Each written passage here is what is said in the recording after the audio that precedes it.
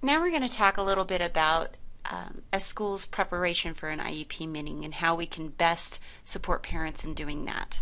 There are a few things that we don't want to do, um, and that will come to light in this presentation as well. But the importance of IEP practices are that we need to comply with the laws that are written for special education. It allows us to properly identify and service students with needs, and it allows us to communicate and share decision making between all required invested parties, and that includes the parents.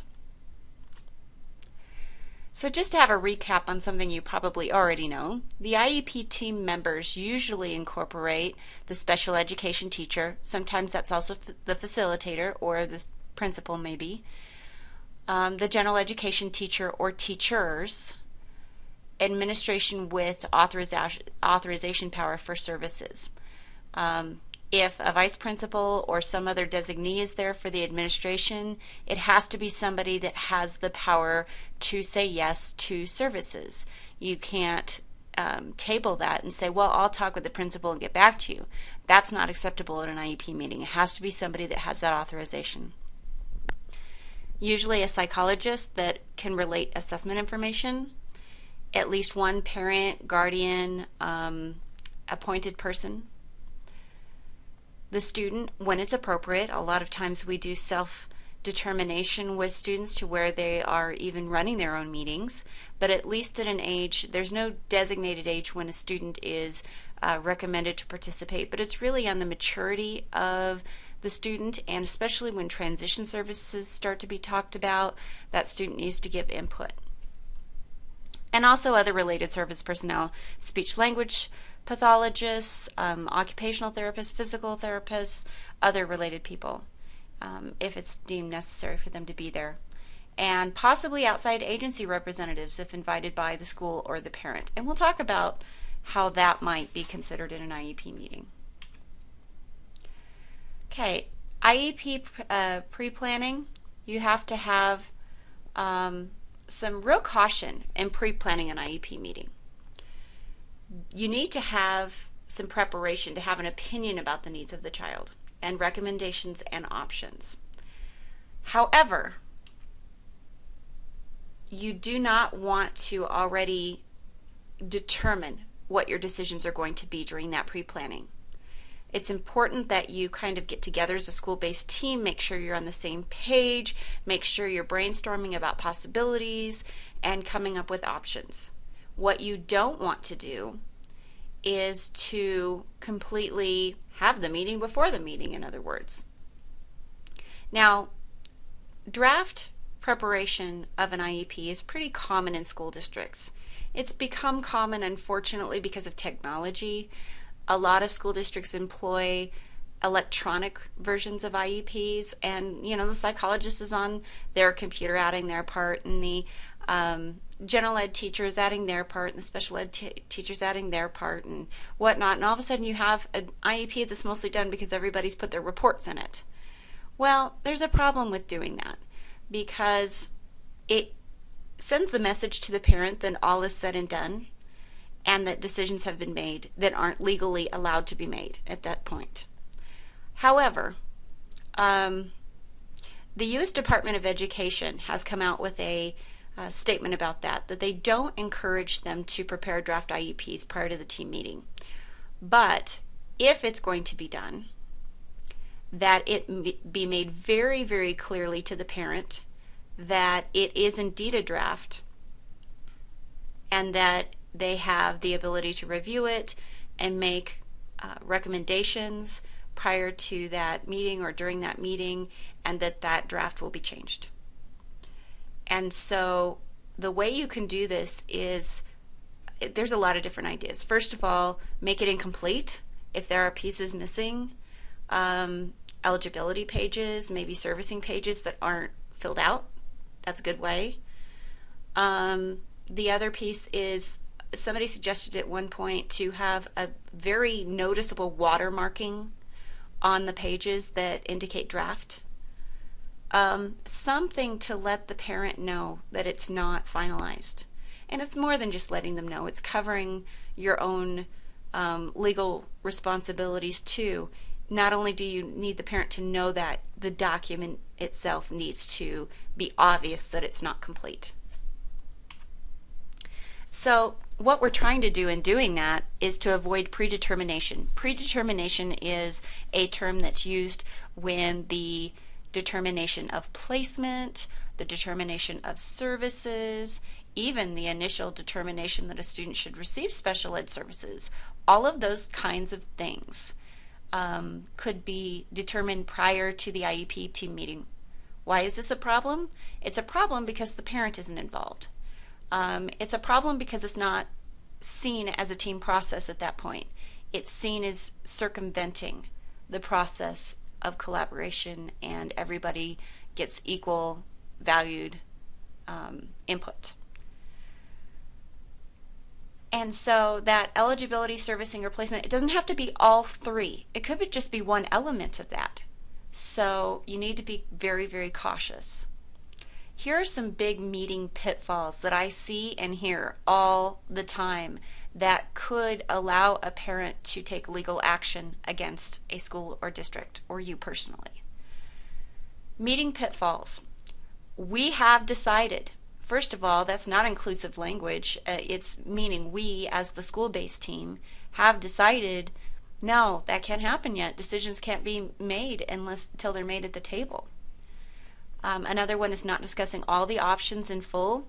That means that you come to the table with 3 options for the parent, but you only discuss one. That is giving the indication, upheld potentially by law, that really the other 2 weren't options, that you had already made a decision based on that.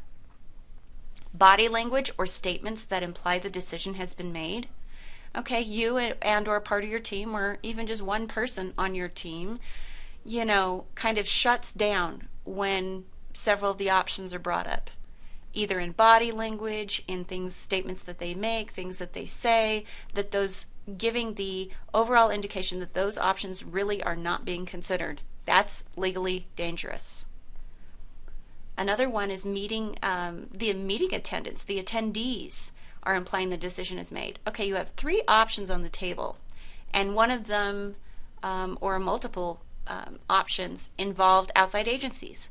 Well, you invite an outside agency that is represented in one of those options, and they show up to the meeting, and the parent's like, well, that agency's here, and none of the other 2 are, none of the other 2 options are represented here. They've obviously made their decision.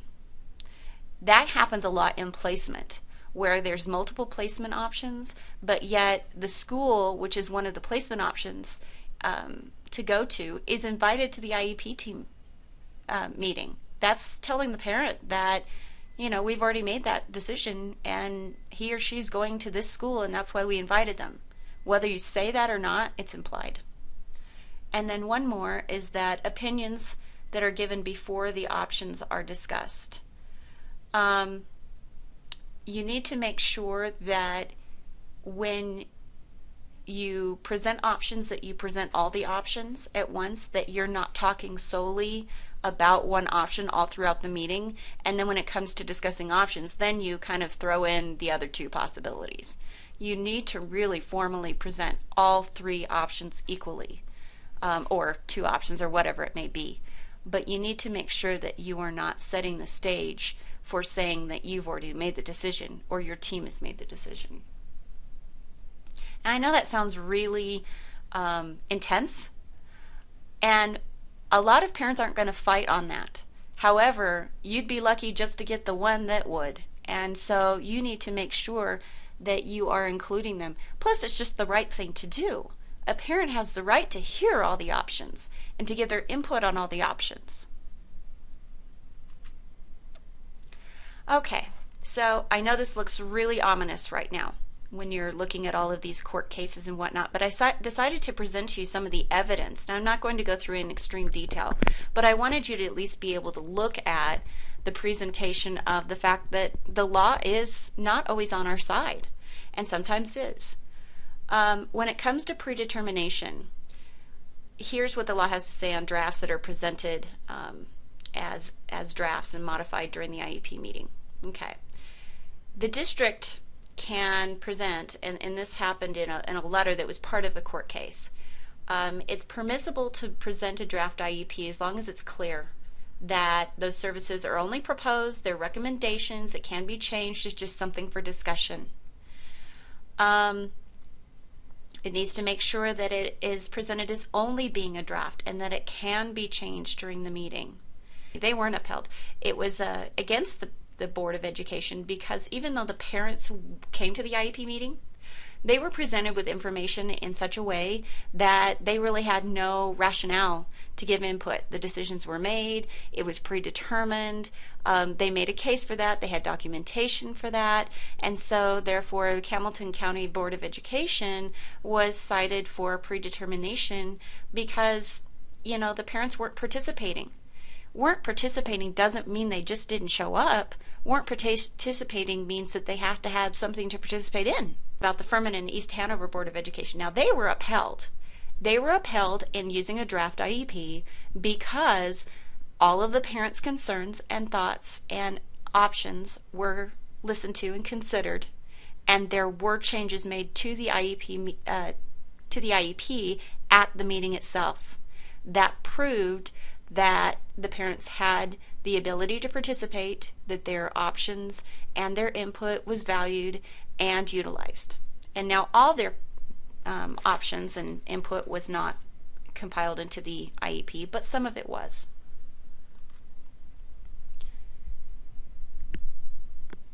Now, there's also some other things that deal with the parents being able to fully participate. One of them is notification. And those of you that aren't fully into special education yet will get an understanding real fast once you are, that we have very set timelines as to when to notify parents about meetings and upcoming meetings and how to notify them. So make sure that they're being notified, because if they're not, or it's not in a timely situation, they can cite that they weren't allowed to participate. Scheduling is another issue. I think I mentioned on the other presentation that we need to be flexible in that. And in fact, Jefferson County School District was cited for and voted against in court for not trying to accommodate a parent's need for a non-business hour meeting. We need to try and do that. Now, again, it's mutually agreed upon. We aren't 100% obligated to do that, but yet we have to show some flexibility. If we can show that we've tried to do that and a parent has continually not showed up, those types of things build a case. But in general, we need to try and be flexible.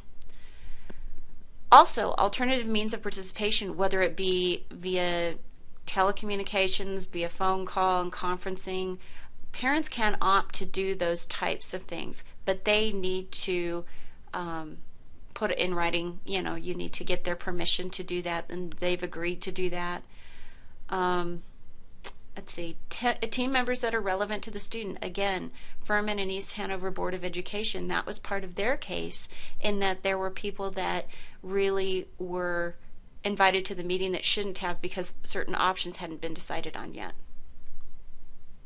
Okay, that concludes the overwhelming legal portion of this presentation.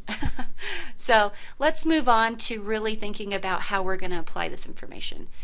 These tips are really important that you consider during the use of draft IEPs. Clearly identify that it's a draft IEP. Present proposed changes as suggestions, not fact. So, when you're going through the IEP, you need to make clear that, those are things that are being considered. You need to always solicit parents' feedback on your draft during the meeting. You need to document if you are disagreeing with either the parent or there's some disagreement amongst your team, which if you pre-planned, you should have had that taken care of, but maybe not. Maybe there still continues to be disagreement. You need to back up your draft proposals with data. Okay? Data is always necessary, not only to document the progress that students made, but why certain things, certain options would be better than others. Have data. And then consider involving the parent as in the draft stage. If you guys are going to meet together as a team and kind of get a game plan, let the parent in on that. Give them some ideas of what some of the options are so that they can come to the table with their thoughts in tow, and their questions and ideas, other options they want to present. But you can consider involving them before that meeting. Okay, if you want to know some resources, there's I'll explain what Dos Rios is. It's a link that we use to a school district, a online school district that's fictitious, that we use to present a lot of things and do case studies and whatnot. There is a resource link there. Also, the Colorado Department of Education is a great resource, and the U.S. Department of Education Special Education Division, what they call it, OSERS, is a great resource.